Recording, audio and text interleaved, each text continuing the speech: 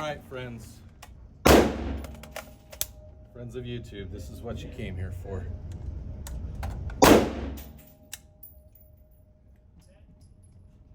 It's time. You want to shoot the AR, Tyler? Sure. Actually, let me check it real quick.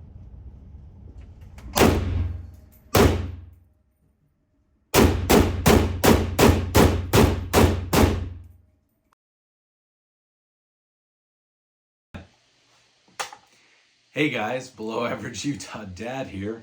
So I have a lot of questions about my AK, and I wanted to do a quick review of the AK.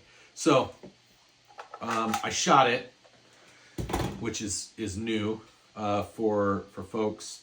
For folks who've been on my channel for a while, they know that I've had this AK since January. This was my Christmas present to me, and I've wanted an AK for a while, and I spent a lot of time looking around. I know that there's a lot of options that are out there, but I really wanted to find something that wasn't domestic, and finding something that wasn't domestic for under like $800 or $900 that I could find locally to me here in Utah was tough. So I was able to find something that I could have shipped, but by the time I did the transfer fee and by the time I did the taxes and everything, I was looking at almost $1,000 to $1,100, which I was not interested in. But I found this down at Bud's Shoot-In Sports, or Dave's Shoot-In Sports, down in just south of Salt Lake. So if you're in the Utah area and you want a good deal, go check them out. Dave's Shoot-In Sports. They're a good place to go. Anyhow, this is a Norinco, so it's Chinese, which I've seen a lot of videos and a lot of reviews on different import AKs, and the Chinese AKs are actually really nice. They're a little bit thicker receiver. This one is stamped. Everything, all the different metal attachments for the different portions, they're all about 1.5 millimeters thick as opposed to 1 millimeter thick, and it's smooth, like it's clean. And I shot the living crap out of this when I went to the range last week with my kids. You guys have seen some of that video, but I kind of wanted to go over a review. So when I first received this, come down here, you guys know that it came with this really nasty, ugly kind of sporter rifle type attachment. It had, you've seen the back end here, it had a tang welded onto it, very poorly I might add, either by Norinco, but I don't think it was. I think it was either the importer, which was CSI ONT California. I'm pretty sure this wasn't imported into Ontario, Canada, and then made its way down to me. I'm realizing I didn't wear my mic, which I might regret because I'm already so far into this video. But anyways, it's a solid gun, guys. I really like my AK. I get asked a lot, like, what's my favorite gun? Well, right now, my favorite gun in my collection is this. It's my AK. It's got a really smooth trigger. I mean, I'll show you. Okay. I don't know if you're gonna be able to see it from here, but it's just, there's not really a wall. It just kind of goes. I haven't measured it. I need to put that on my wish list, you guys. So hopefully this gets viewed a lot and helps me build some of that base so that I can go and buy some new toys and tools to help me better do reviews and stuff. Has the original sights on it. Those are a little rough, but from, again, everything I've read about AKs, because I'm a new AK owner, that's pretty typical. And like the hood up here, it looks kind of like I don't know if that's the original hood, but it's not canted. It's solid. It's fairly accurate. You saw in the videos, it was super fun to shoot. It's super responsive. But to kind of go over, you saw it had that ugly black thing on it. It had some black plastic kind of polymer junk on it. These are Yugo handguards. I found a website that had some Yugo handguards for like $10. They did not fit. They were way too long. They did not fit. However, in true AK fashion, I happen to own a Dremel, and I'm pretty handy at measuring stuff. And I've built like entire tables before out of wood and reclaimed wood. I did that for my wife, and we put it outside, and it ended up going bad. That's okay. That was a skill issue on my part. Anyways, so I remeasured them. I recut them. I think they look pretty good for what they are, but I'm probably going to replace them with some nicer handguards. And it came from Norinco pre-drilled for an underfolder. This plate is welded on to the rear trunnion, and the rear trunnion obviously has, I can show you here. It's got, sorry, I don't have a cameraman. I have a tripod. It's got the rivets and everything already in there. So, really well built, really solid. It does not have, and this is one of the things I wish it did have, it does not have the attachments for sight. And I really want to keep it as stock as possible, but I know they make some things that I could do.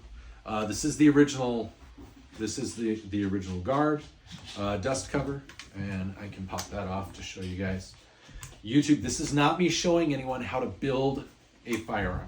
It's me showing you how to take the dust cover off so that you can inspect your workings. That's all.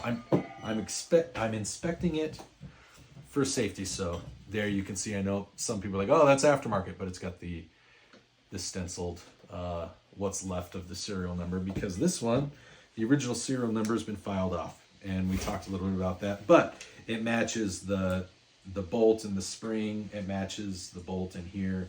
So this is all the original parts for it, with the exception of the handguards, the pistol grip, and my underfolder. This is a Polish underfolder that did not come with the pins when I ordered it. And shout out to Centerfire Systems, I believe it is. Centerfire. I bought the parts on Centerfire. So if you've bought AKs, if you've done AK stuff, you should be familiar with Centerfire. Anyways, it didn't come with the pins, so I needed a solution. And my solution was I went to Lowe's and I bought a scribe, a round scribe that was heat treated. And then I stuck it into the 2 pinholes and I broke it off, and then I dremeled it away. And so that's why some of it is shiny. That's why this is shiny. I haven't reblued it. Some of the inside is shiny because when I was cutting out the rod that was plugging the centerfold hole, I had to cut through it, and I didn't have a set of bolt cutters or anything that would fit down in there. So I used my Dremel, and I drilled through it and cut through it, and it worked. Yeah. So I really like my AK.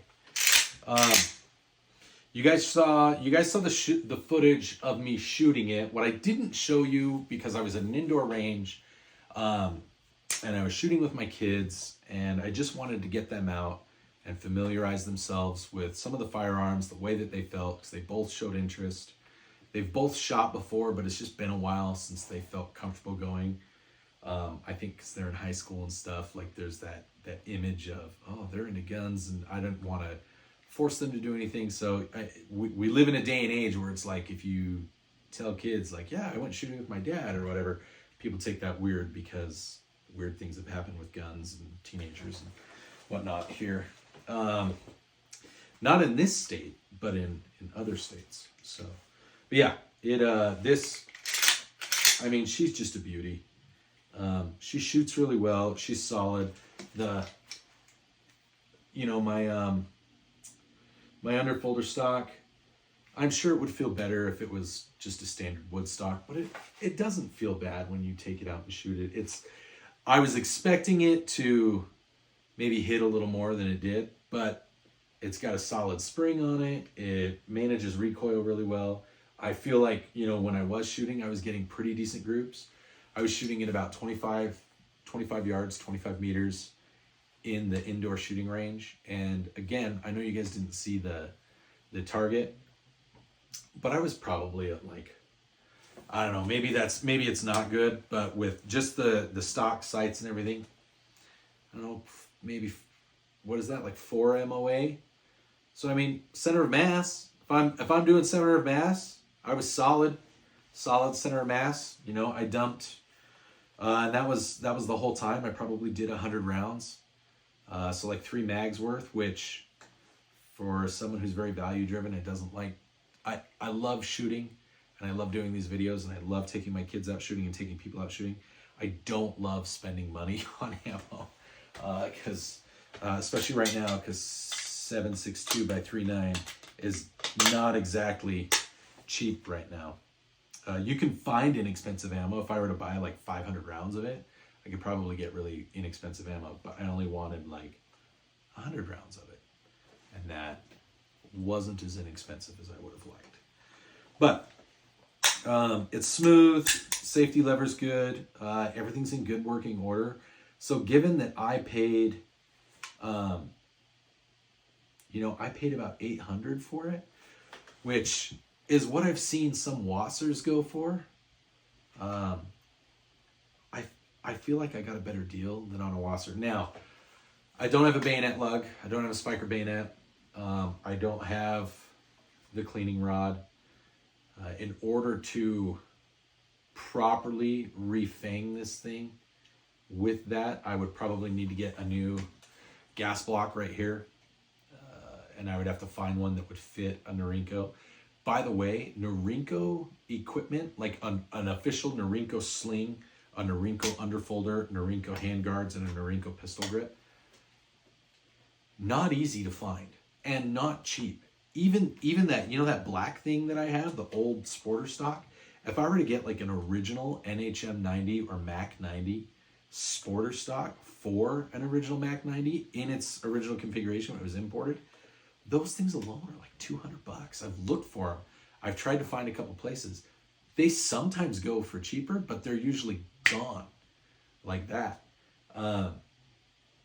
So I'm pretty sure the only way that this is going to be a true Type 56 again, which I'm pretty sure that's what this was originally, was a Type 56 and got stuck in customs, is it's not going to be cheap.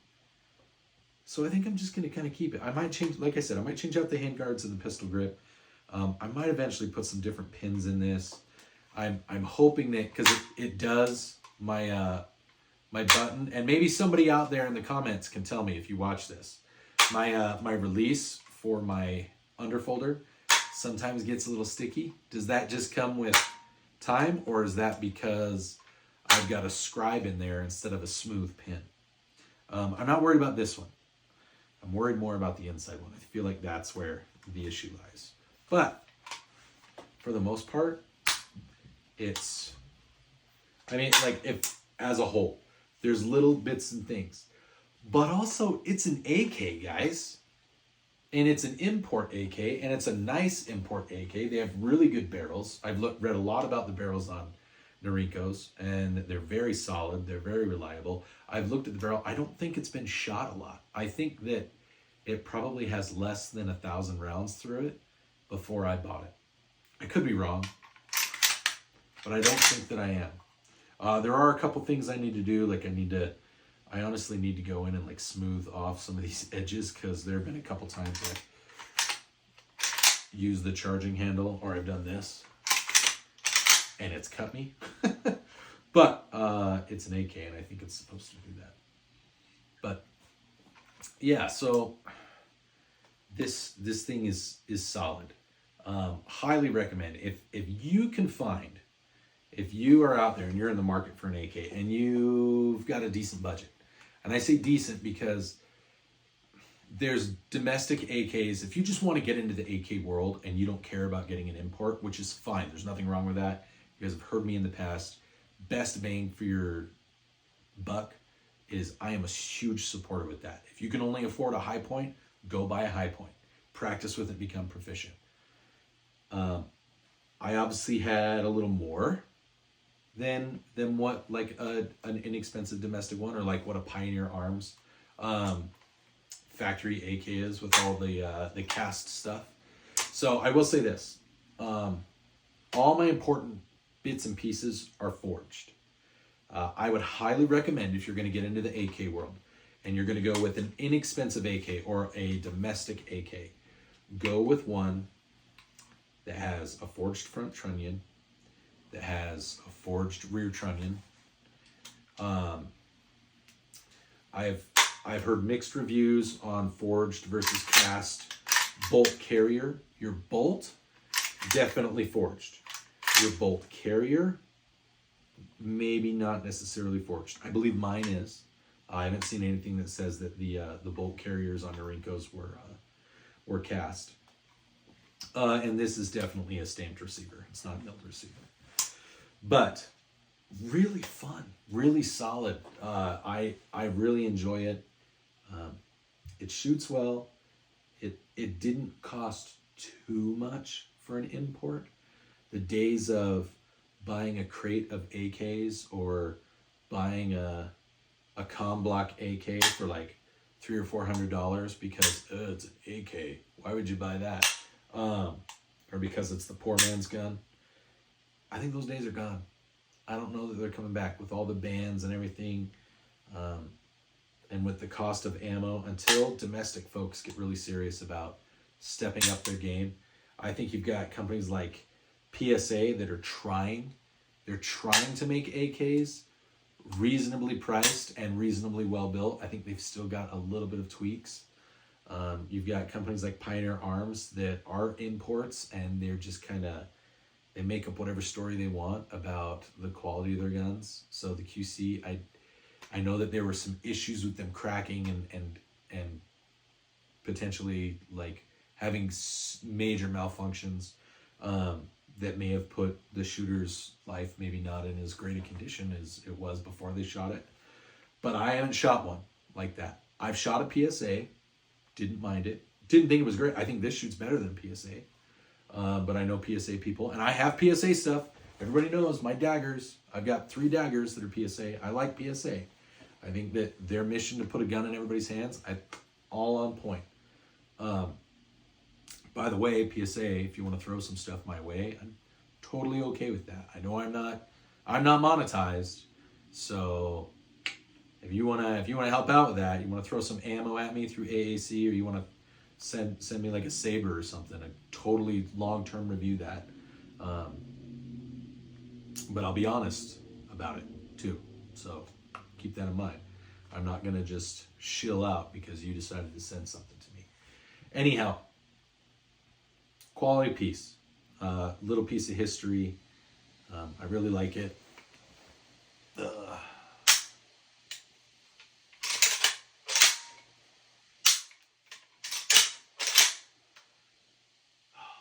Yeah, I really like my AK. Yeah, taking up a lot of time just thinking about what I want to say and what I'm going to do. I did not script this in any way, and as you can see, I don't have fancy stuff. I've got my iPhone. If you want to help out myself and other small YouTube channels that build content and make content like we do, if you want to see some of my other guns being reviewed, if you want me to build you a gun, because I have a couple of sites that I use when I build stuff that are local to here to the Utah area, and there's quick turnaround. I will not sell you a firearm. I'm not going to sell you a firearm. I'm not an FFL. I can't do that, and I'm not going to advocate for that. But I can point you in the direction. You can reach out to me on my other socials. You can reach out to me on Facebook, and that's at Below Average Dad. You can literally type in Below Average Utah Dad, sorry. Below Average Utah Dad on Facebook, that's me. If you go to X and type Below Average Utah Dad, that is also me. If you go to Instagram, at Below Average Utah Dad, also me. So it's kind of a common theme on Facebook, Instagram, X, and YouTube, which you're watching, and also Discord, at Below Average Utah Dad. You can find me. And if you are interested in a list of parts and some really reasonable prices and you want to build it up, it is not going to be a Knight's Armament. It's not going to be like a Davidson Defense. It's going to be a budget build. But if you are in the market and you want to build something and you don't want to spend a lot of money and you want to get a quality product, like I do that. I have built all of the things you see on this table. I essentially rebuilt this. I have built probably 50 more ARs for people, and not just these kind of ARs, AR shotguns, things like that. Like, I'm pretty good at this, and I, as you know, shop on Amazon for things like optics and accessories, because if it works and it's dumb, is it really dumb? If it holds 0 for 5 years, even though it's really kind of ugly and knockoff and red, but it still works, and it works well out to that 50-meter range mark,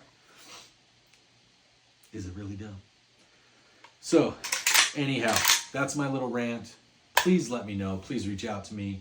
As always, if you are struggling, the final note in any of my long form videos, and if you ever jump on one of my nightly overnight armory watch streams with me, and of course Snecky, the one-eyed don't tread on me Sneck, brother to the Sneck on the Gadsden flag, or no step on Sneck.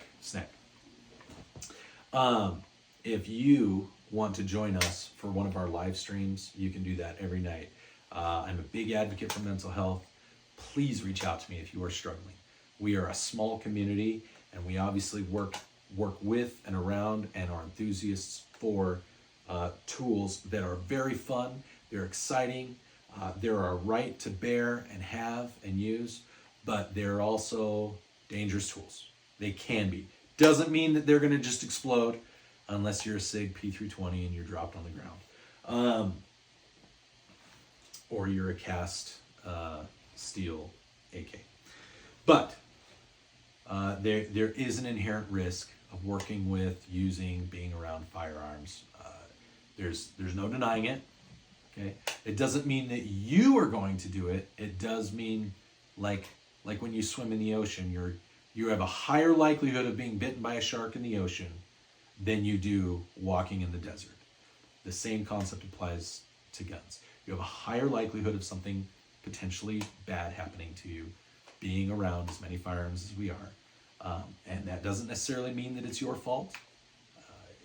But as men and as women and as conservatives and bearers of the Second Amendment, whether you're a Democrat or a Republican, supporting the Second Amendment is a conservative stance. It's about protecting your rights. And that's a very conservative stance, even if you're a Democrat, which I love everybody, all right? I may not always agree with the things that you support, but I support that you believe in this. We get handed a lot of crap, and there are a lot of things that are happening in our nation to try to take away our right to this. So if you're struggling, somebody's, you're mentally, emotionally, physically, please reach out. I will talk to you. I talked to somebody just the other night. I was wanting to kind of go to bed, and they hopped on, and we talked for over an hour, just about things, because they were struggling. If you're hungry and you want something to eat, I'll help you there too. I'm a pretty good cook. I helped one of my subscribers the other night. She wanted McDonald's. Couldn't fix that for her, but I helped her make a wicked burrito, and she was very happy. Shout out to you, Ava. Love you. You're awesome. Ava's from New York, and she likes guns. Anyhow, love you guys. Thanks for checking me out. Thanks for watching the channel. Remember to hit that like button. Share this if you know someone that's into guns and that wants to watch kind of a fatter, kind of funny, maybe not, dad of 3, loves his kids, won't put up with woke crap, based out of Utah, try to make you laugh, try to have a good time. If that's your thing, if you think it's somebody else's thing, give me a share. Hit that subscribe button to help me and other creators like myself beat the YouTube algorithm, because they really don't like anything related to the Second Amendment or firearms. And you won't miss out on any more of my videos or any more of their videos. Every YouTuber that does content like this, if you want to support them, go subscribe to their channel, ring that bell, get their notifications, get my notifications, check out what we have to offer. Visit us, comment on our videos. It helps. Every little bit helps. It helps us spread the word. It helps us spread our content.